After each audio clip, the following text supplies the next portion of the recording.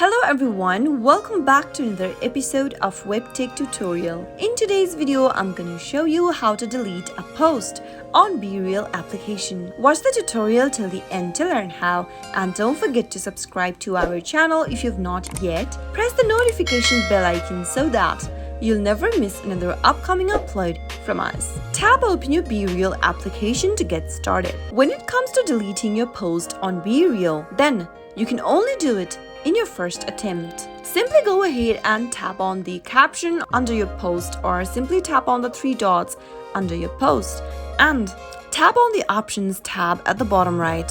If you've already made an attempt and you'd like to delete your post again, then you won't be able to delete it again and again. So if you've mistakenly uploaded a post in your first attempt and you'd like to get rid of it, then this delete my BeReal option will pop up. Simply tap on the option in order to delete your post on BeReal.